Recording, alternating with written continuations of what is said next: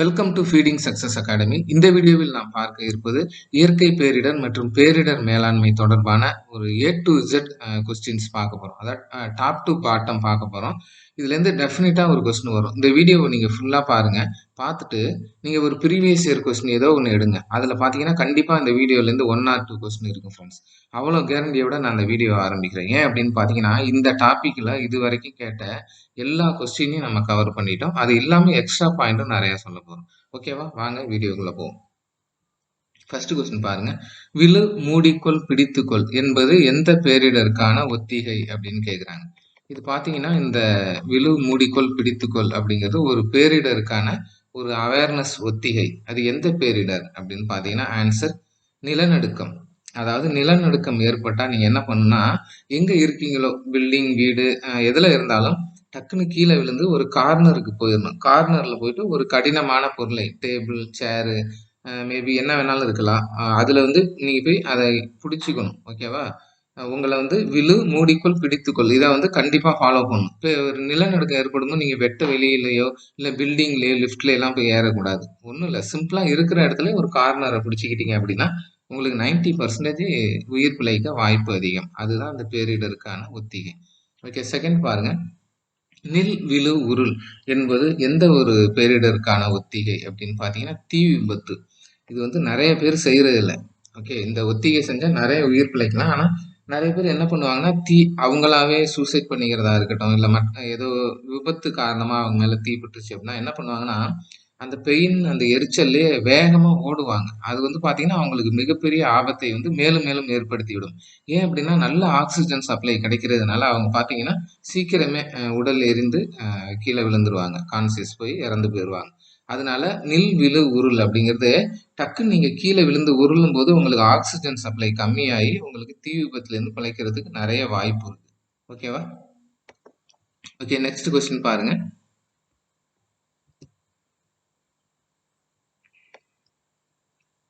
குஜராத் பூகம்பம் ஏற்பட்ட ஆண்டு கேட்குறாங்க. இது போல வந்து இந்தியாவில் ஏற்பட்ட பூகம்பங்கள் இல்லைன்னா பேரிடர்கள், உலக அளவில் ஏற்பட்ட மிகப்பெரிய அந்த சம்பவங்கள் அது எல்லாமே கேட்பாங்க. ஃபார் எக்ஸாம்பிள் பார்த்தீங்கன்னா உங்களுக்கு போபால் விஷவாயு பேரிடர்லாம் அடிக்கடி கேட்குறாங்க.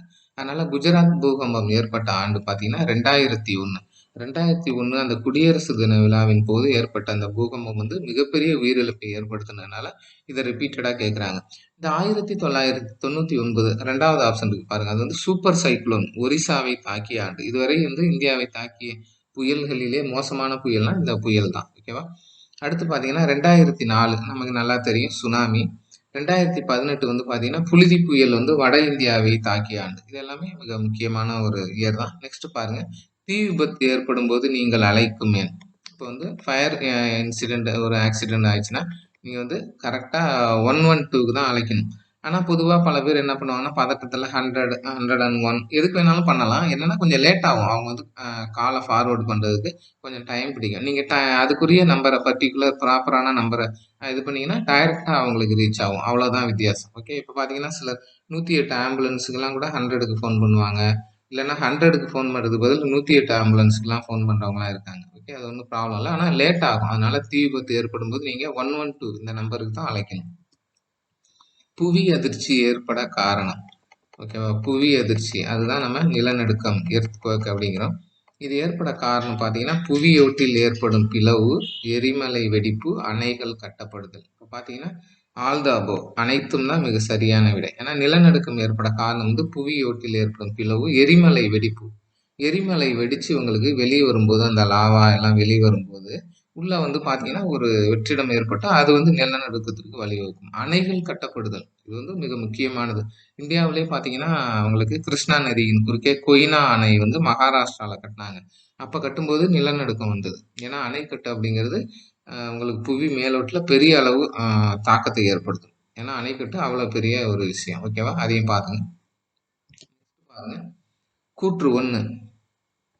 வளர்ந்து வரும் நாடுகளில் பெரிய மதம் சார்ந்த கூட்டங்களில்தான் குறிப்பாக கூட்ட நெரிசல் அபாயம் ஏற்படுகிறது வந்து மிக சரியான கூற்று. இந்த வளர்ந்து வரும் நாடுகள் இருக்குல்ல, பாகிஸ்தான், இந்தோனேஷியா, இந்தியா இந்த நாடுகள்லாம் பார்த்தீங்கன்னா அந்த மதம் சார்ந்த திருவிழாக்கள் அங்கதான் வந்து அதிக கூட்ட நெரிசல் ஏற்படும். ஓகேவா?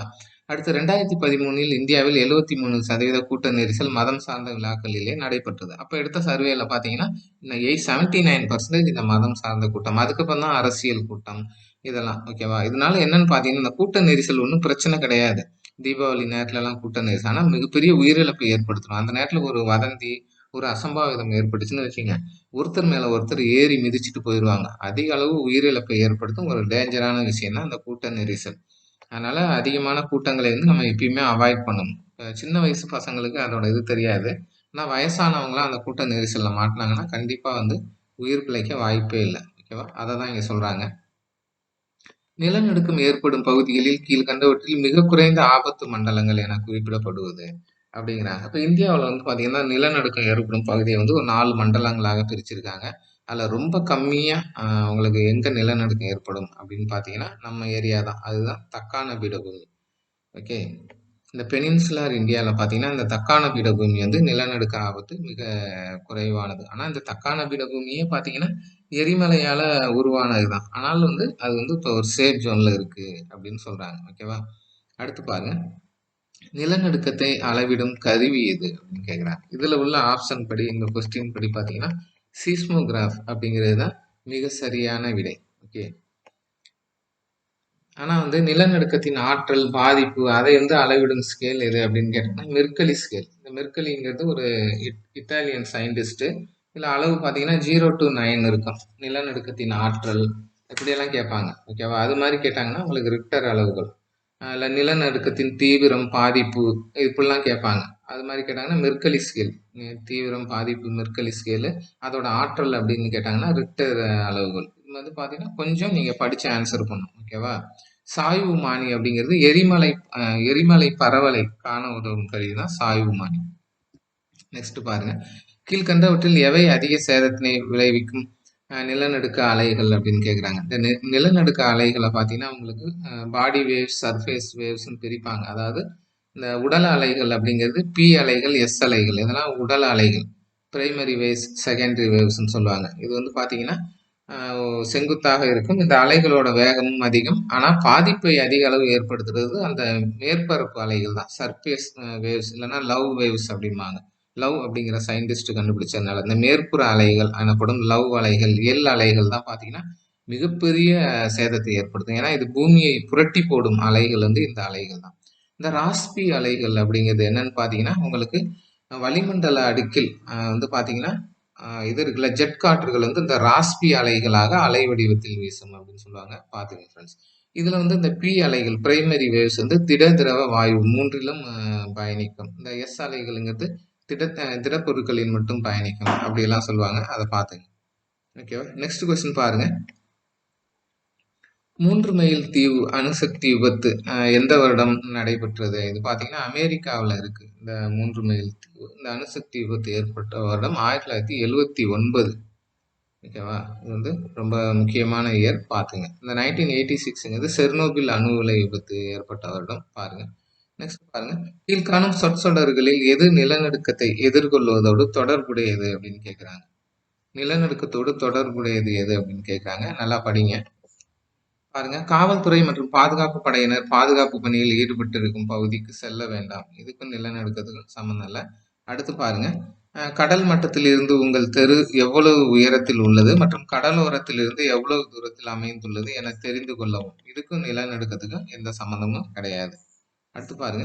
வெளிக்கதவுகள், சுவர், கண்ணாடி ஜன்னல் மற்றும் எளிதில் விழக்கூடிய தொங்கும் மின் விளக்குகள் மற்றும் மர சாமான்கள் போன்றவற்றிலிருந்து விலகி இருக்கும். ஓகே, இது நிலநடுக்கத்தோடு தொடர்புடையது. கதவை திறப்பதற்கு முன் புறங்கையால் கதவை தொட்டு வெப்பமாக உணர்ந்தால் கதவை திறக்க வேண்டாம். இது வந்து பாத்தீங்கன்னா தீ விபத்துடன் தொடர்புடையது. அப்ப வந்து பாத்தீங்கன்னா இதான் ஆன்சர். ஓகேவா? சி வந்து ஆன்சர். கீழ் காண்பனவற்றில் ஒன்று பேரிடரை பொறுத்த மட்டில் முதன்மை மீட்பு குழுக்களை இந்த வந்து ரெஸ்பான்ஸ் டீம் இருக்குல்ல, பிரைமரி ரெஸ்பான்ஸ் டீம், அதுல எது வந்து கிடையாது அப்படின்னு கேக்குறாங்க. காவலர்கள், தீயணைப்பு வீரர்கள், அவசர மருத்துவ குழுக்கள், இது எல்லாமே பாத்தீங்கன்னா பிரைமரி ரெஸ்பான்ஸ் டீம். இந்த காப்பீட்டு முகவர்கள் வந்து பாத்தீங்கன்னா கடைசியில வருவாங்க. ஓகே, பேரிடர்லாம் முடிஞ்சு காப்பீடு செய்ய விருப்பம் உள்ளவங்க காப்பீடு பண்ணிக்குவாங்க. ஏன்னா இறந்தவங்களுக்கு நல்ல பணம் கிடைக்கும் அப்படின்னு பண்ணுவாங்க. அதனால காப்பீட்டு முகவர்களுக்கு இங்க வேலை கிடையாது. ஓகேவா? நெக்ஸ்ட் பாருங்க. நிலநடுக்கம் ஏற்படும் பகுதிகளில் கீழ்கண்டவற்றில் மிக அதிக ஆபத்து மண்டலங்கள் என குறிப்பிடப்படுவது. அதான் நான் சொன்னல உங்களுக்கு 4ஆ பிரிக்கிறாங்க. அதுல தக்கான பீடபூமி தான் மிக குறைந்த ஆபத்து மண்டலம். மிக அதிக ஆபத்து மண்டலம் அப்படின்னு பார்த்தீங்கன்னா, வடகிழக்கு இந்திய பகுதிகள் நார்த் ஈஸ்ட் ஸ்டேட் இருக்கு பாருங்க. அது வந்து மிக அதிக ஆபத்து மண்டலங்களாக கருதப்படுகிறது. ஓகேவா? அடுத்து பாருங்க. கீழ்கண்டவற்றில் தவறானது எது அப்படின்னு கேட்குறாங்க. டிசம்பர் 3, 1984 வந்து பார்த்தீங்கன்னா, உங்களுக்கு போபால் விஷவாயு பேரிடர் நிகழ்ந்தது. கரெக்ட். இதிலிருந்து மீத்தைல் ஐசோசைனைடு என்ற விஷவாயு வெளிவந்தது. கரெக்ட். இது காரணமான நிறுவனம் யூனியன் கார்பைடு தொழிற்சாலை. இங்கே நடந்த ஒரு விபத்தால. இந்நிகழ்வுடன் தொடர்புடைய மாநிலம் மகாராஷ்டிரா. இதுதான் தவறு. ஏன்னா மத்திய பிரதேஷ் போபால்ல தான் இந்த ஒரு இன்சிடென்ட் ட்ராஜடி வந்து நடந்துச்சு. ஓகேவா? அப்ப என்ன அப்படின்னு பார்த்தீங்கன்னா, தவறானது எதுன்னு கேட்குறாங்களா? 4 மட்டும். இது மாதிரி இடத்துல கொஞ்சம் யோசிச்சு ஆன்சர் பண்ணணும். ஓகேவா? அடுத்து பாருங்க. எந்த வகையான எரிமலை பரவலின் மூலம் தக்கான பகுதி தோன்றியது அப்படின்னு கேட்குறாங்க. தக்கான பகுதி வந்து சொன்னால தக்கான பீடபூமி டெக்கான் பிளேட்டு பார்த்தீங்கன்னா எரிமலையால உருவானது. ஆனா எந்த எரிமலை பரவல் எவ்வளோ டெப்தா கேட்குறாங்க பாருங்க. அதுக்கு வந்து நீர்த்த பாறை குழம்பு பரவல். இதெல்லாம் பல மில்லியன் வருடங்களுக்கு முன்னால நடந்தது. இப்படி கேட்குறாங்க பாருங்க. நெக்ஸ்ட் பாருங்க. போபால் விஷவாயு அந்த பேரிடர் கசிவு நிகழ்ந்த வருடம் அப்படின்னு கேட்குறாங்க. 1984. நெக்ஸ்ட் பாருங்க. பேரிடரின் போது எடுக்கப்படும் நடவடிக்கைகள் டேஸ் என அழைக்கப்படுகிறது அப்படின்னு கேட்குறாங்க. பேரிடரின் போது எடுக்கப்படும் அந்த நடவடிக்கைகள் அதாவது ரெஸ்பான்ஸ் துலங்கல் அப்படின்னு சொல்லுவாங்க. அப்போ பார்த்தீங்கன்னா மீட்டல் பேரிடர் ஏற்பட்டுனா என்ன பண்ணும் உடனே மீட்கணும். அதுதான் ரெஸ்பான்ஸ் துலங்கல். அதில் வந்து இது வரும். புனர்வாழ்வு தடுத்தல் மட்டுப்படுத்தலாம் லேட்டர் அதுக்கப்புறம் வர்ற ஸ்டெப். ஓகேவா? கீழ்கண்ட கூற்றுகளை கருதுக அப்படிங்கிறாங்க. ஓகே. புயலானது தென் அரைக்கோளத்தில் கடிகார திசையிலும் வட அரைக்கோளத்தில் எதிர்கடிகார திசையிலும் சுழலும் அப்படிங்கிறாங்க. முக்கியமான கூற்று பார்த்துங்க. ஓகே. உங்களுக்கு வந்து சதர்ன் ஹெமிஸ்பியர்ல வந்து கிளாக் வேஸும் நார்தன் உங்களுக்கு தென் அரைக்கோளத்துல கீழே பார்த்தீங்கன்னா அடுத்து பார்த்தீங்கன்னா இடர்கள் தோன்றுவதன் அடிப்படையில் 8 வகையாக பிரிக்கலாம். புக்கில் கொடுத்துருக்காங்க. அதை நம்ம அப்படியே பார்த்துக்க வேண்டியதான். ஒவ்வொரு ஆண்டும் சராசரியாக 232 மில்லியன் மக்கள் அதாவது 23 கோடி மக்கள் வந்து வெவ்வேறு வகையான பேரிடரால் பாதிக்கப்படுகின்றனர். இப்போ பார்த்தீங்கன்னா அனைத்தும் சரி அப்படிங்கிறது உங்களுக்கு கரெக்டான ஆன்சர். ஓகே. நெக்ஸ்ட் கொஸ்டின் பாருங்க. கியூகோ செயல் திட்ட வரைவு கையெழுத்த ஆண்டு. இந்த பேரிடர் அபாய குறைப்பு இதை வந்து எப்படி தடுக்கிறது? இதுக்காக பார்த்தீங்கன்னா 168 நாடுகள் வந்து கியூகோ செயல் திட்ட வரைவுல கையெழுத்திட்டது. இது எந்த வருடம் இந்த நிகழ்வு நடந்தது அப்படின்னு கேட்குறாங்க. இது 2005. இது போல நிறைய நோக்கன் கார்னர் கொஸ்டின் இதுல இருக்கு. அதனால இந்த வீடியோவை கடைசி வரைக்கும் பாருங்க. ஏன்னா ஒரு கொஸ்டின் வந்து உங்க வாழ்க்கையே மாத்திரும். அதனால யாரும் அலட்சியமா இருக்காதீங்க. இந்தியாவில் எத்தனை சதவீத பகுதிகள் நிலச்சரிவினால் பாதிக்கப்படும் பகுதியாக உள்ளது அப்படின்னு கேட்குறாங்க. இந்த லேண்ட் ஸ்லைடு இருக்குல்ல, இந்த நிலச்சரிவு அப்படிங்கிறது புவியீர்ப்பு விசை நேரடி தாக்கத்தால் ஏற்படும். இது மலைப்பகுதிகளில் பொதுவாக அதிகமாக ஏற்படும். அதனால ஆன்சர் பார்த்தீங்கன்னா 15%. ஓகே. அடுத்து கீழ்கண்ட கூற்றுகளை கருதுக அப்படிங்கிறாங்க. இந்த காரணம் கூற்று வந்து எப்பயுமே ரொம்ப முக்கியமானது பார்த்துங்க. மையப்புள்ளிக்கு எபிக் சென்டர் அடியில் தான் நிலநடுக்க பாதிப்பு வந்து அதிகமாக இருக்கும் அப்படின்னு சொல்றாங்க. புவியின் உட்பகுதியில் நிலநடுக்கம் தோன்றும்னா நிலநடுக்க மையம் எனப்படும்.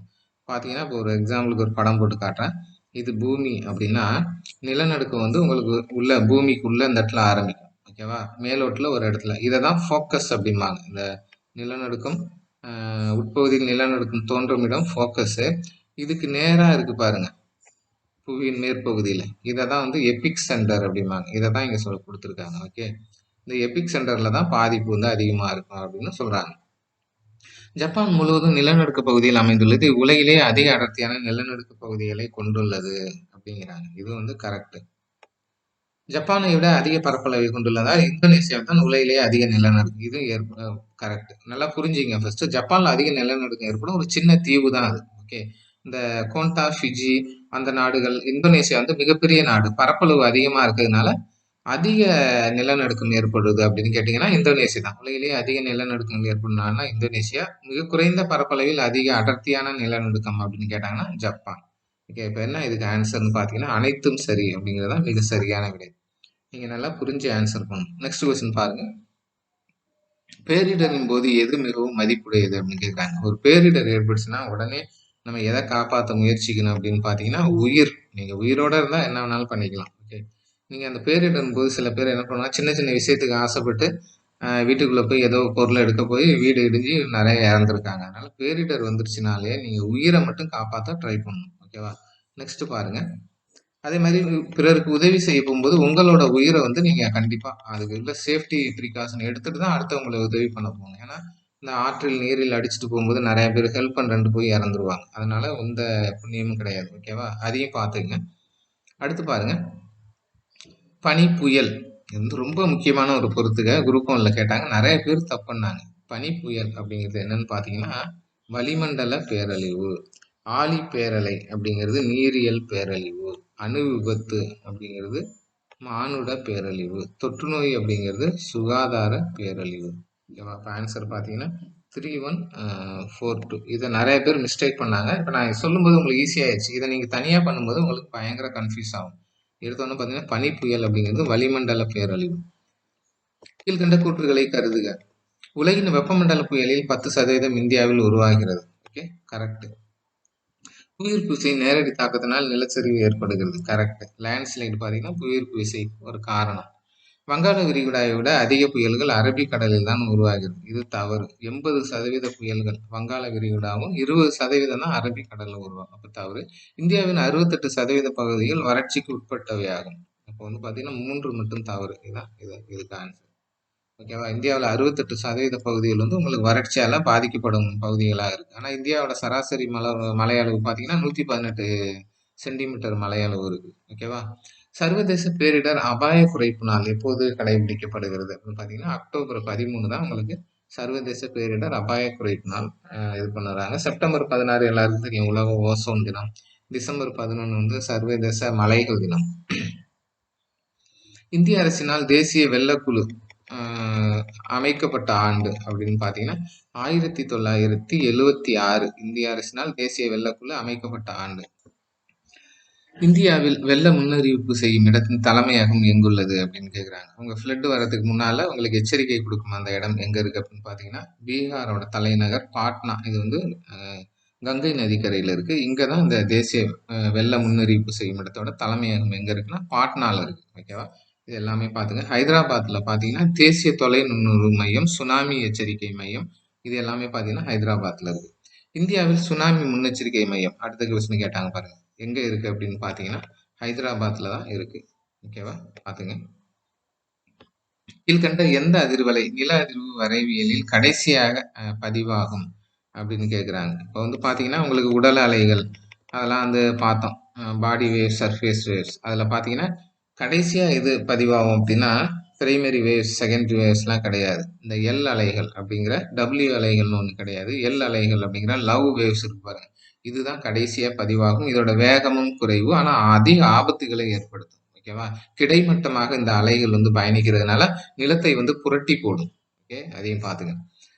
கடந்த 1000 ஆண்டுகளில் வெப்பமான நூற்றாண்டு என அழைக்கப்படுவது பார்த்தீங்கன்னா 20ஆம் நூற்றாண்டு. பார்த்தீங்கன்னா பூமி வந்து குளோபல் வார்மிங் காரணமாக உங்களுக்கு வெப்பமாயிட்டே போகுது. அதில் 20ஆம் நூற்றாண்டு வெப்பமான நூற்றாண்டாக கருதப்படுகிறது.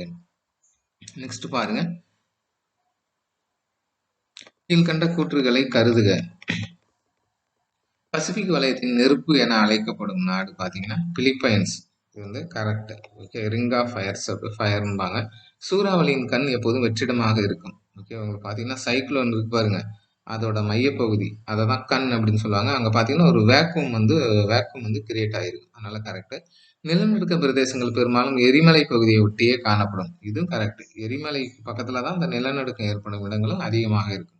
உலகில் 68% நிலநடுக்க பிரதேசங்கள் பசிபிக் பெருங்கடலில் காணப்படுகிறது. எல்லாமே கரெக்டுங்க. ஓகே, இது எல்லாமே கரெக்ட். ஓகேவா? நெக்ஸ்ட் கொஸ்டின் பாருங்க. இடி மின்னலுடன் கூடிய மழைப்பொழிவுக்கு காரணமான மேகங்கள் எது அப்படின்னு கேட்குறாங்க. கார்த்திரள் மேகங்கள், இதுதான் இடி மின்னல் மழைப்பொழிவுக்கு காரணமான மேகங்கள். பார்த்துங்க, செம்மறியாட்டு மேகங்கள், குதிரைவால் மேகங்கள் அப்படின்னு மேகங்கள் சம்பந்தமாகவும் கேட்பாங்க. கால ஒழுங்கற்ற மாற்றம் அல்லாதது அப்படின்னு கேட்குறாங்க. கால ஒழுங்கற்ற மாற்றம் அல்லாதது அப்படின்னு பார்த்தீங்கன்னா என்ன கேட்குறாங்கன்னா கால ஒழுங்கற்ற மாற்றம் அல்லாததுன்னா கால ஒழுங்கான மாற்றம் எது அப்படின்னு கேட்குறாங்க. நல்லா பாருங்க, இந்த கொஸ்டின் வந்து நல்லா புரிஞ்சுக்கிங்க. காலநிலை இதுதான் வந்து கால ஒழுங்கான மாற்றம். காலநிலை ஒரு ஆர்டரா உங்களுக்கு நடந்துகிட்டு இருக்கும்.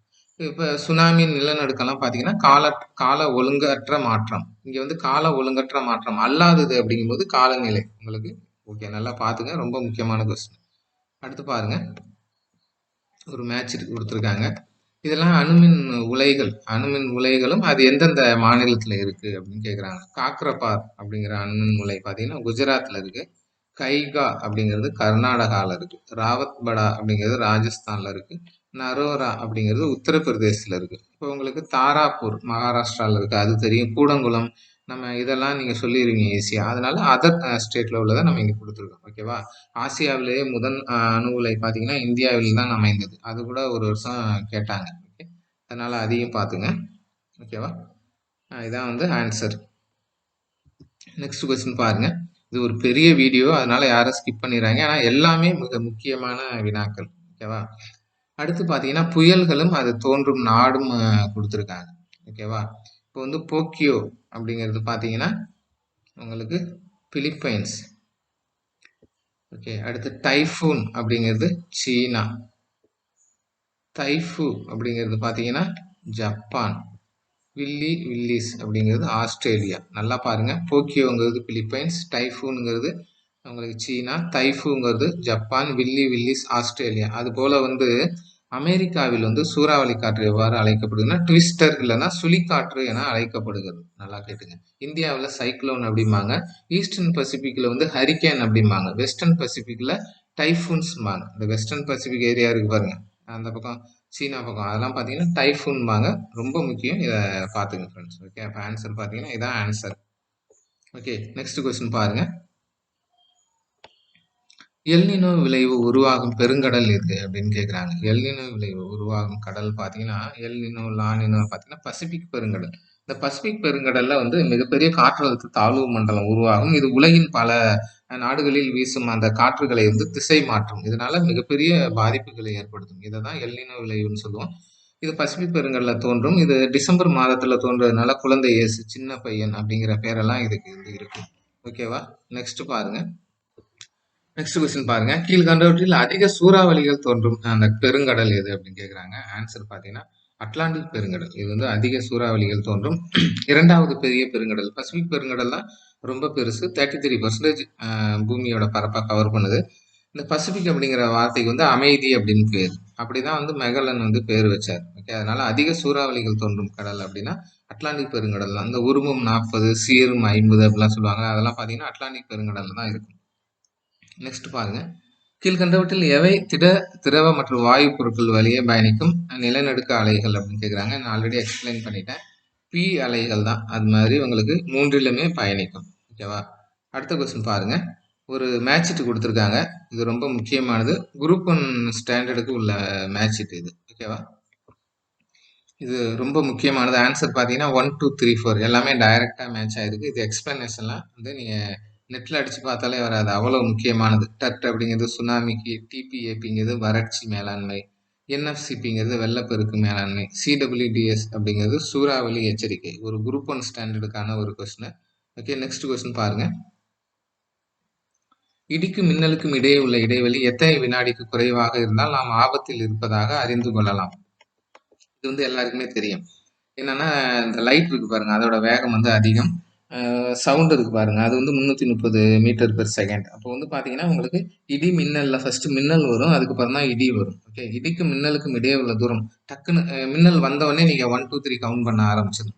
அப்போ வந்து 4, 5 கவுண்ட், 6 கவுண்டுக்கு அப்புறம் உங்களுக்கு வந்து இடி இடிச்சிச்சுன்னா கொஞ்சம் நீங்க தூரமா இருக்கீங்கன்னு அர்த்தம். இதே 1, 2 செகண்ட்லயே உங்களுக்கு வந்து மின்னலுக்கு அப்புறம் இடி வந்துருச்சுன்னா, இடி வந்து உங்க ரீஜியன்ல தான், அந்த ஒரு கிலோமீட்டருக்குள்ள தான் எங்கேயோ விழ போகுது அப்படின்னு அர்த்தம். அதை வச்சு நீங்க ஆபத்துல இருக்கதா அறிந்து கொள்ளலாம் அப்படிங்கிறாங்க. உங்களுக்கு புரியுதா கான்செப்ட்? அதனால பாத்துங்க. அது எவ்வளவு கம்மியான வினாடி இருக்கோ அவ்வளவு கிட்டக்க நீங்க இருக்கீங்க அப்படின்னு அர்த்தம். ஓகேவா? நெக்ஸ்ட் பாருங்க. இந்தியா எத்தனை நில அதிர்வு மண்டலங்களாக பிரிக்கப்பட்டுள்ளது அப்படின்னு கேக்குறாங்க. ஓகே. இது பாத்தீங்கன்னா 5 அப்படிங்கிற மாதிரி எல்லாம் சொல்லுவாங்க. 4 மண்டலங்கள் தான். அது 2, 3, 4, 5 அப்படின்னு சொல்றதுனால நீங்க கன்ஃபியூஸ் ஆவீங்க. 4 மண்டலங்களாக பிரிக்கப்பட்டுள்ளது. ஃபிஜிதா என்ற ஸ்கேல் எதனை அளவிட பயன்படுகிறது அப்படின்னு கேக்குறாங்க. நல்லா பாருங்க. இந்த ஸ்கேல் வந்து புயலின் தீவிரம் மற்றும் பாதிப்பை அளவிட வந்து இந்த ஸ்கேல் பயன்படுகிறது. ஓகேவா? நெக்ஸ்ட் கொஸ்டின் பாருங்க. உலக சுனாமி விழிப்புணர்வு தினம் எப்போது கடைபிடிக்கப்படுகிறது அப்படின்னு பார்க்குறாங்க. சுனாமி விழிப்புணர்வு தினம் பார்த்தீங்கன்னா 5 நவம்பர். ஓகேவா? நல்லா பார்த்துங்க. அடுத்து, கடந்த 100 ஆண்டுகளில் மிகவும் மோசமான வறட்சி ஆண்டாக அறிவிக்கப்பட்டது எது அப்படின்னு கேட்குறாங்க. மிக மோசமான வறட்சி ஆண்டு என்னன்னு பார்த்தீங்கன்னா 2002. அடுத்து பாருங்க, கீழ்கண்டவற்றுள் அதிக நிலநடுக்கம் ஏற்படும் பகுதி எது அப்படின்னு கேட்குறாங்க. அதிக நிலநடுக்கம் ஏற்படும் பகுதி இதுல கொடுத்துருக்கிறதுல என்ன அப்படின்னு பார்த்தீங்கன்னா கங்கா பிரம்மபுத்திரா பள்ளத்தாக்கு தான் அதிக நிலநடுக்கம் ஏற்படும் பகுதி. பின்வரும் இயற்கை பேரிடர்களில் இடர் தணித்தல் மற்றும் மீள்குடியேற்றம் ஆகியவற்றில் கடினமானது எது அப்படின்னா வெள்ளம். என்ன கேட்குறாங்கன்னா, எந்த பேரிடர் வந்ததுக்கு அப்புறம் நம்ம திரும்ப பழைய நிலைக்கு சகஜமான நிலைக்கு வர்றதுக்கு நமக்கு ரொம்ப டைம் பிடிக்கும் என்பதே வெள்ளம் தான். சூறாவளி, நிலச்சரிவு, சுனாமி எல்லாம் கூட நம்ம ஓரளவு என்ன பண்ணிடலாம், மீள்குடியேற்றம் பண்ணிடலாம். இந்த வெள்ளம் இருக்கு பாருங்க, சுனாமி கூட கடற்கரை பகுதிகளில் வரும். இந்த வெள்ளப்பெருக்கு இது ஏற்படும் போது உங்களுக்கு அதிகமான அந்த இது வந்து பாதிப்பை ஏற்படுத்தும். ஓகேவா? சுனாமி தான் அதிகமான பாதிப்பை ஏற்படுத்தும். ஆனால் பார்த்தீங்கன்னா, சுனாமி வந்து கடற்கரையை தாக்கிட்டு திரும்ப உள்ள போயிரும். ஆனா வெள்ளப்பெருக்கு ஏற்படும்போது அத அடிச்சுக்கிட்டு போயிட்டு வெளியில தள்ளிரும். அதனால ஆன்சர் பார்த்தீங்கன்னா, மீள்குடியேற்றத்துக்கு கடினமானது வெள்ளப்பெருக்கு தான். ஓகேவா? நெக்ஸ்ட் பாருங்க. பன்னாட்டு ஆழிப்பேரலை தகவல் மையம் அமைந்துள்ள இடம் அப்படிங்கன்னா, அவங்க ஆழிப்பேரலைன்னு சுனாமியை தான் அப்படி சொல்றாங்க. இது வந்து ஹவாய் தீவுல வந்து அமைந்திருக்கு. ஓகேவா? நெக்ஸ்ட் கொஸ்டின் பாருங்க. பின் வருவனவற்றில் புவி அதிர்வின் தீவிரத்தை காட்டாத அளவு எது அப்படின்னு கேட்குறாங்க. இப்போ எர்த்குவேக்கு நிறைய ஸ்கேல் இருக்கு. ரிக்டர் ஸ்கேலு, மெர்க்கலி ஸ்கேலு, ஜப்பான் வானிலை ஸ்கேலு, ரோசிஃபெரல் ஸ்கேல் எல்லாம். அந்த மார்டின் லாண்டர் அளவு தான் உங்களுக்கு நிலநடுக்கத்துடன் தொடர்பு இல்லாத ஒரு அளவா இருக்கு. ஓகேவா? நெக்ஸ்ட் பாருங்க. வங்காளத்தின் துயரம் என அழைக்கப்படும் சாரோ ஆஃப் பெங்கால் அப்படின்னு அழைக்கப்படும் ஆறு பார்த்தீங்கன்னா தாமோதர். கோசி வந்து சாரோ ஆஃப் பீகார், அதெல்லாம் நமக்கு வந்து தெரியும். அசாமின் துயரம் வந்து உங்களுக்கு பிரம்மபுத்திரா. சீனாவின் துயரம் வந்து ஹவாங்கோ அப்படிங்கிற மஞ்சள் ஆறு. இதெல்லாம் கேட்டிருக்காங்க, பார்த்துங்க. மின்சார தாக்குதலால் இதய துடிப்பு நின்று விட்ட ஒருவருக்கு மேற்கொள்ளப்பட வேண்டிய சிகிச்சை முறை. இப்போ வந்து கரண்ட் ஷாக் அது வந்து மனித பேரிடரில் வரும். அதில் பார்த்தீங்கன்னா இதய துடிப்பு நின்றும். அப்போ நீங்கள் என்ன பண்ணணும் அப்படின்னு பார்த்தீங்கன்னா, உயிர் இருக்கும், ஆனால் வந்து இதய துடிப்பு மட்டும் இருக்காது. அந்த நிலைமையில நீங்கள் என்ன செய்யணும்னா சிபிஆர் செய்யணும். ஓகே, கார்டியாக் பல்மனரி ரிசசியேஷன் அப்படிம்பாங்க சிபிஆர். அதுக்கு என்ன செய்யணும் அப்படின்னு பார்த்தீங்கன்னா, உடனடியாக மார்பு பகுதியில் வந்து கையை வச்சு அழுத்த வேண்டும். வாயின் மேல் வாய் வைத்து சுவாச மண்டலத்தை தூண்ட வேண்டும். ஊதணும், மூக்கை பிடிச்சிட்டு வாயினோட வாயை வச்சு ஊதணும். இதய நுரையீரல் செயல் தூண்டல், அதுதான் வந்து மேற்கூறிய அனைத்தும் அப்படிங்கிறது கரெக்டானது. இதுதான் சிபிஆர் அப்படின்னு பொதுவாக சொல்லிடுவாங்க. ஃபர்ஸ்ட் எய்டு பற்றி படிக்கிறவங்களுக்கு நல்லா தெரியும். அடுத்து பாருங்க, ஆழிப்பேரலையின் உயரம் எவ்வளவு அப்படின்னு கேட்குறாங்க. இந்த ஆழிப்பேரலை பார்த்தீங்கன்னா 10 மீட்டர்லேருந்து 30 மீட்டர் வரை வரும். ஆனால் எவ்வளோ பெருசு இமேஜின் பண்ணி பாருங்க. 90 அடி உயரத்துக்கு ஒரு அலை வந்தால் என்ன ஆகும் அப்படின்னு பாருங்க. நெக்ஸ்ட், தேசிய பேரிடர் மேலாண்மை ஆணையத்தின் தலைவர், தேசிய பேரிடர் மேலாண்மை ஆணையம் அப்படின்னு பார்த்தீங்கன்னா உங்களுக்கு பிரதமர். உங்களுக்கு மாநில பேரிடர் அப்படின்னா முதலமைச்சர். மாவட்ட அளவில் பார்த்தீங்கன்னா உங்களுக்கு மாவட்ட ஆட்சியர் இல்லைன்னா மாவட்ட நீதிபதி வருவார். பின் வருவனவற்றில் பூகம்ப பாதிப்போடு தொடர்பு இல்லாதது எது? பூகம்பத்தோடு தொடர்பு இல்லாதது. பூகம்பம் ஏற்பட்டால் தரை மட்டமாகும், பிளவுகள் ஏற்படும், சுனாமி கூட ஏற்படும். கடலுக்கு அடியில பூகம்பம் தான் என்ன, அதுதான் சுனாமியா மாறிடும். இந்த தாழ்வு மண்டலம் லோ ப்ரெஷர் ஃபார்ம் ஆகுங்கிறாங்களே, இதுதான் உருவாகும். இது வந்து புயலுக்கு தான் இந்த லோ ப்ரெஷர் வந்து ஃபார்ம் ஆகும். ஓகேவா? நெக்ஸ்ட் கொஸ்டின் பாருங்க. 2004 சுனாமியின் போது தமிழகத்தின் 4 வேதபதி கிராமம் பெரும் பேரழிவிலிருந்து எவ்வாறு தப்பியது அப்படின்னு கேட்குறாங்க. இந்த கிராமம் பார்த்தீங்கன்னா கடலுக்கு பக்கத்திலேயே இருக்கு, ஆனால் பாதிப்பு ஏற்படலை. அதுக்கு என்ன காரணம்னா அந்த கிராமத்தின் எல்லையாக இருந்த மணல் மேடுகள் வந்து அந்த கிராமத்தை வந்து காப்பாத்துனுச்சு. ஓகேவா? நல்லா பார்த்துங்க. அடுத்து பாருங்க, கீழ்கண்டவற்றுள் எந்த வகையான ஆற்றல் ஆதாரம் புவியின் வெப்பமடைவதை தடுக்கக்கூடியது? அதாவது குளோபல் வார்மிங்க்கு வந்து எந்த பாதிப்பையும் ஏற்படுத்தாத ஆற்றல். இதெல்லாம் ரொம்ப கஷ்டமான கொஸ்டின், நல்லா புரிஞ்சுக்கிட்டவங்க மட்டும்தான் ஆன்சர் பண்ண முடியும். புவி வெப்ப ஆற்றல், ஜியோ தெர்மல் எனர்ஜி இருக்கு பாருங்க, பூமியின் வெப்பத்தை எடுத்து பயன்படுத்துவாங்க. அதுதான் வந்து தடுக்கக்கூடியது. மற்றபடி கச்சா எண்ணெய், நிலக்கரி, இயற்கை வாயு எல்லாமே வந்து புவி வெப்பமடைவதை அதிகப்படுத்தும். பின் வருவனவற்றில் மனிதனால் தூண்டப்படாத ஆபத்து எது அப்படின்னு கேட்குறாங்க. பௌதீக ஆபத்து, ரசாயன ஆபத்து, கிரக ஆபத்து, உயிரியல் ஆபத்து. இதுவும் நிறைய பேர் கொஞ்சம் கன்ஃபியூஸ் ஆகும். இந்த கிரக ஆபத்து, விண்கற்கள் உழுவுறது, அதெல்லாம் பார்த்தீங்கன்னா மனிதனுக்கு அதுக்கு சம்மந்தம் இல்லை, இது தானா நடக்கிறது. இதுதான் வந்து மனிதனால் தூண்டப்படாத ஒரு பேராபத்து அப்படிங்கிறாங்க. நெக்ஸ்ட் பாருங்க, மாபெரும் ஒரிசா புயல் அதான் சொல்லிட்டேன் 1999 டைரக்டா மேட்ச் இருக்கு. குஜராத் பூகம்பம் 2001, மாபெரும் ஒடிசா பஞ்சம், இந்த ஒடிசா பஞ்சம் ஏற்பட்டு நிறைய மக்கள் இறந்தாங்க ஆங்கிலேயர் காலத்துல 1867. அப்போ கூட பார்த்தீங்கன்னா 200 மில்லியன் பவுண்ட் அரிசி கோதுமையை வந்து இங்கிலாந்துக்கு ஏற்றுமதி செய்தார்கள் அப்படின்னு தாதாபாய் நவ்ரோஜி சொல்லியிருப்பாரு. ஓகேவா? கோர்க்கா நிலநடுக்கம் 2015 ஃப்ரெண்ட்ஸ். பாத்தீங்க எல்லாமே டைரக்டா மேட்ச் ஆயிருக்கு. ஆன்சர் வந்து 1, 2, 3, 4. நெக்ஸ்ட் கொஸ்டின் பாருங்க. தமிழ்நாட்டில் நிலச்சரிவினால் அதிகம் பாதிக்கப்படும் மாவட்டம் எது அப்படின்னு கேட்குறாங்க. தமிழ்நாட்டில் வந்து முழுவதும் மலைகளால் சூழப்பட்ட மாவட்டம் அப்படின்னா நீலகிரி. ஓகே, ஆன்சர் பார்த்தீங்கன்னா நீலகிரி தான். இந்தியாவில் புயல்களுக்கு பெயர் வைக்கும் நடைமுறை எந்த ஆண்டில் தோன்றியது அப்படின்னு பார்த்தீங்கன்னா 2000லேயே பிளான் பண்ணாங்க. 2004லேருந்து உங்களுக்கு புயல்களுக்கு பேர் வச்சுட்டு வராங்க. ஓகேவா? இப்போ அது 8 நாடுகள் இருந்துச்சு. தற்போது 12 நாடுகள் இதில் ஜாயின் பண்ணிட்டாங்க. அதில் அந்த வைக்கிற புயலுக்கு மீனிங்லாம் இப்போ கஜா புயலுக்கு கஜா என்ற சொல்லின் பொருள் யானை. ஸ்ரீலங்கா அந்த பேர் வச்சாங்க. அது மாதிரி கூட கேட்குறாங்க. எதனை விட அதிக ஒலிச்செறிவு ஒலி மாசு நாய்ஸ் பொல்யூஷன் எதை சொல்லுவாங்கன்னா 120 டெசிபலுக்கு மேலே இருந்துச்சுன்னா அதை நாய்ஸ் பொல்யூஷன் அப்படின்னு சொல்லுவாங்க. ஓகேவா? அடுத்து பாருங்க. கீழ்கண்டவற்றில் பசுமை இல்ல வாயு எது அப்படின்னா மேற்கண்ட அனைத்தும். Carbon dioxide, methane, nitrous oxide, ozone, நீராவி, சிஎஃப்சி இது எல்லாமே பார்த்தீங்கன்னா புவியின் வெப்பத்தை உறிந்து வைத்துக்கொள்ளும். இதெல்லாம் மிக ஆபத்தானது. கீழ்கண்ட கூற்றுகளை கருதுக. சுனாமி அப்படிங்கிறது பார்த்தீங்கன்னா ஒரு ஜப்பான் மொழி சொல். இப்போ வந்து பார்த்தீங்கன்னா இது தவறு. சுனாமி என்ற சொல்லுக்கு விழுங்கு மலை என்று பொருள். இதுவும் தவறு. படிக்காதவங்களாம் உடனே ரைட்டுன்னு நினச்சிக்குவாங்க. சுனாமி என்ற சொல்லுக்கு துறைமுக அலை என்று பொருள். மணல் மேடுகள் சுனாமியின் விளைவை மோசமாக்கும். இதுவும் தவறு. மணல் மேடுகள் சுனாமியின் விளைவை வந்து குறைக்கும். சதுப்பு நிலக்காடுகள் சுனாமியின் விளைவை வந்து மோசமாக்கும். இது வந்து தவறு. அது வந்து விளைவுகளை குறிக்கும். அப்போ வந்து பார்த்தீங்கன்னா அனைத்தும் தவறு அப்படிங்கிறது தான் சரியான கூற்று. ஓகேவா? நெக்ஸ்ட் அடுத்து ரொம்ப முக்கியமான கொஸ்டின். இடி மின்னலின் போது மரத்திற்கு கீழ் பாதுகாப்பாக ஒதுங்க வேண்டும். இது வந்து தவறு. ஏன்னா பார்த்தீங்கன்னா கண்டிப்பாக மரத்து மேலே தான் அந்த இடி வந்து பொதுவாக விழும். அப்படிங்கிறனால இது தவறானது. இடி மின்னல் பாய்வு வினாடிக்கு 80,000 கிலோமீட்டர் வேகத்தில் பயணிக்கும். இது கரெக்ட். ஓகேவா? அடுத்து இடியின் அதிர்வலை 16 கிலோமீட்டர் தூரம் வரை கேட்கலாம். இது கரெக்ட். அந்த சொல்லுவாங்கல்ல சிங்கம் முழங்குறத வந்து 4 கிலோமீட்டர் தூரத்துலேருந்து கேட்கலாம். அது மாதிரி சொல்லுவாங்க. மின்னலின் போது வெளிப்படும் வெப்பம் 9982 டிகிரி செல்சியஸ். இதுவும் கரெக்ட். இப்போ என்ன ஒரு இதுன்னு பார்த்தீங்கன்னா முதல் கூற்று மற்றும் தவறு. மீதி எல்லாமே சரி. பார்த்தீங்கன்னா 2, 3, 4 சரி. தேசிய பேரிடர் மேலாண்மை சட்டம் எப்போது இயற்றப்பட்டதுன்னா 23 டிசம்பர் 2005ல இயற்றப்பட்டது. ஒரு புக்கில் 25 டிசம்பர் 2005ன்னு 11th இருக்கு. பார்த்துங்க 23 இல்லை 25 ஏதோ ஒன்று ஆப்ஷனில் இருக்கும். ஓகேவா? 2005 தேசிய பேரிடர் மேலாண்மை சட்டம். அதே மாதிரி பார்த்தீங்கன்னா 12 அக்டோபர் 2005 தான் ஆர்டிஐ கொண்டு வந்தாங்க. ஜஸ்ட் பார்த்துங்க. கால ஒழுங்கு மாற்றங்களில் பொருந்தாதது. கால ஒழுங்கு மாற்றங்கள் கரெக்டாக நடக்கும். பருவ காலங்கள், ஓதங்கள், காலநிலை. சுனாமி தான் பொருந்தாதது. ஓகே, இது எப்போ வரும்னு சொல்ல முடியாது. புரியுதா? அப்போ உங்களுக்கு கால ஒழுங்கு மாற்றம்னா என்னன்னா கால ஒழுங்கற்ற மாற்றம் அப்படின்னா என்ன? திடீர்னு வந்துச்சுன்னா அது கால ஒழுங்கற்ற மாற்றம்.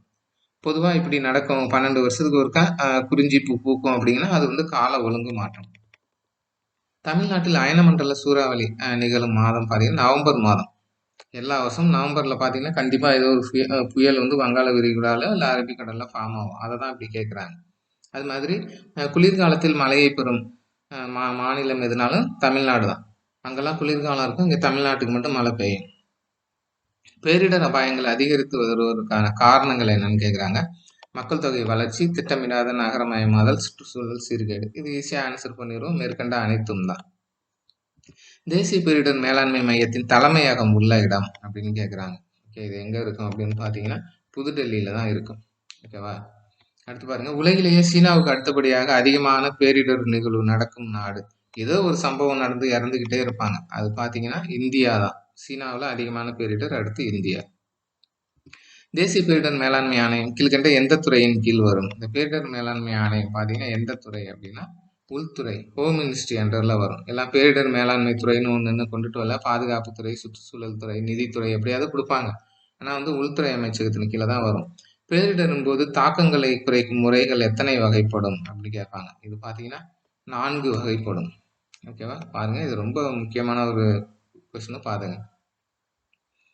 புயல் மற்றும் நிலநடுக்கம் தொடர்பான எச்சரிக்கை விடுக்கும் அந்த நிறுவனம் எது அப்படின்னு பார்த்தீங்கன்னா இந்திய வானிலை ஆராய்ச்சி மையம் தான் புயல் நிலநடுக்கம் தொடர்பாக எச்சரிக்கை விடுக்கும். பாருங்க.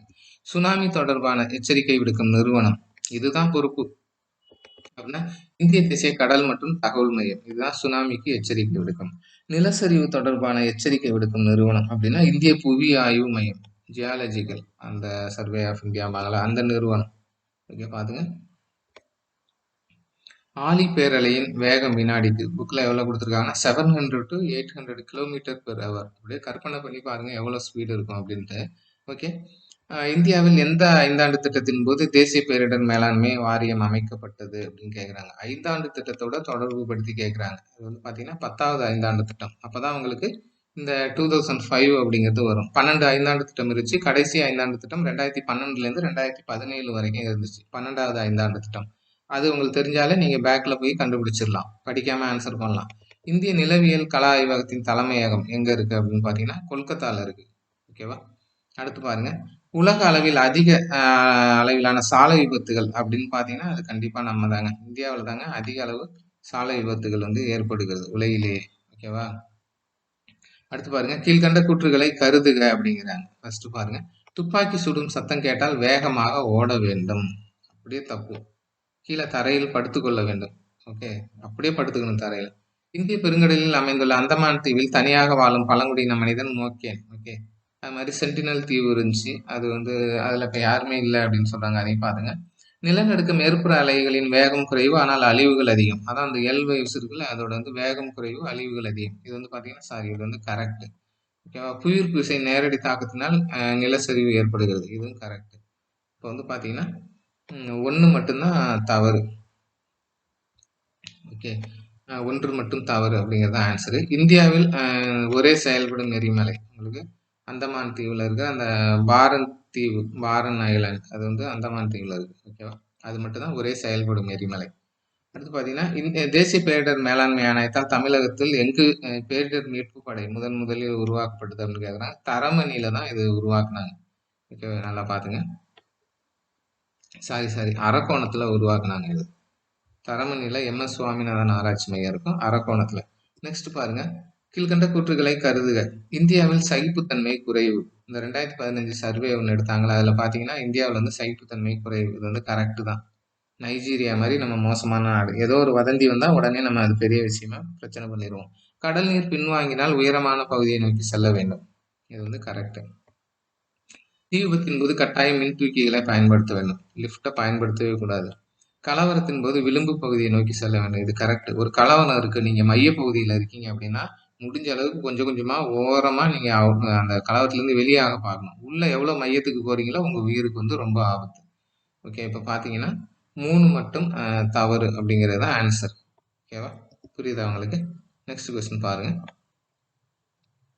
பேரிடர் எத்தனை வகைப்படும் அப்படின்னு கேட்குறாங்க. பேரிடர் வந்து இயற்கை பேரிடர், மனிதனால் ஏற்படும் பேரிடர் அப்படின்னு 2. ஒரு இடத்துல 3ன்னு கூட கொடுத்துருக்காங்க. அதை பார்த்துங்க. அது எப்படி ஆப்ஷன் கொடுக்குறாங்க அப்படின்னு பார்த்துங்க. ஒரு புக்ல 3 பேரிடருங்கிறாங்க. நிலநடுக்க மையத்தில் இருந்து செங்குத்தாக புவிப்பரப்பில் காணப்படும் பகுதி அப்படிதான் வந்து மைய புள்ளி எபிக் சென்டர் அப்படின்னு சொல்லுவாங்க. இதுல தான் நிலநடுக்க பாதிப்பு அதிகமா இருக்கும். நான் வீடியோ ஸ்டார்டிங்லேயே சொல்லிட்டேன். பேரிடர் வாய்ப்பு குறைப்பு முறைகளில் சரியானது எது? இந்த பேரிடரை வந்து குறைக்கிறதுக்காக உங்களுக்கு சைனா, ஜப்பான்ல எல்லாம் ஸ்கூல்ல நல்லா பாடம் நடத்துவாங்க. பரப்புரை செய்கிறது, முறைசாரா கல்வி, பள்ளி முறை சார்ந்த தலையீடு, பங்கேற்பு கற்றல். இது வந்து பாத்தீங்கன்னா அனைத்துமே இது எல்லாத்தையும் மேற்கொள்ளும். ஒரு பேரிடர் வந்தா என்ன செய்யணும், தீ பிடிச்சா என்ன பண்ணணும் அப்படின்னு உங்களுக்கு நிறைய வீடியோஸ் சைனீஸ், ஜப்பான் ஸ்கூல் எல்லாம் சொல்லி தரதை நீங்க பார்த்துருப்பீங்க. ஓகேவா? இதெல்லாம் பாத்தீங்கன்னா கற்றல் முறைகள் பேரிடருக்கு. ஓகே ஃப்ரெண்ட்ஸ், ஒரு பேரிடர் மேலாண்மை தொடர்பான ஒரு மிகப்பெரிய வீடியோ, கிட்டத்தட்ட 40 மினிட்ஸ், மிக முக்கியமான 85 வினாக்கள் பார்த்தீங்க. ரொம்ப முக்கியம். இப்படிதான் ஒவ்வொரு டாபிக்லையும் நீங்க படிக்கும்போது உங்களுக்கு ஒவ்வொரு கொஸ்டினா கவர் ஆகும். ஓகேவா? சில வீடியோஸ்ல எல்லாம் சொல்லுவாங்க 3 மாசத்துல எப்படி படிக்கிறது, ஜிகேல 75க்கு 75 வாங்குறது, அப்படி இப்படிலாம் சொல்லுவாங்க. அதெல்லாம் முடியவே முடியாது. உங்களுக்கு வந்து மிகப்பெரிய கடல் மாதிரியான ஒரு சிலபஸ். நீங்க பயங்கர கடின உழைப்பை வந்து மிகப்பெரிய அளவுக்கு பைத்தியம் மாதிரி படிச்சா மட்டும்தான் குரூப் 4 கிளியர் பண்ண முடியும். சும்மா வந்து 3 மாசத்துல படிக்கலாம், 4 மாசத்துல படிக்கலாம் அப்படிங்கலாம் கதை. ஏன்னா ஒவ்வொரு கொஸ்டினும் அவ்வளவு முக்கியம். ஒரு 150 கொஸ்டின் எல்லாருமே போட்டுருவாங்க. அதுக்கப்புறம் டிசைடிங் கொஸ்டினை போடுறவங்க தான் வின்னர். ஓகேவா? அதனால நம்ம சேனல்ல இது மாதிரி சூப்பரான நிறைய வீடியோஸ் இருக்கு. அதுவும் பிளேலிஸ்ட்ல போய் பாருங்க. நம்ம இப்போ குரூப் 4 வரைக்கும் போடுற வீடியோஸை ரெகுலரா பாருங்க. வீடியோ லென்த்தா இருக்குன்னு யாரும் ஸ்கிப் பண்ணாதீங்க. நம்ம சேனலை சப்ஸ்கிரைப் பண்ணிங்க. உங்க நண்பர்களுக்கு இந்த வீடியோ அனுப்புங்க. ஓகே, மீண்டும் ஒரு நல்ல வீடியோவில் சந்திப்போம். நன்றி, வணக்கம்.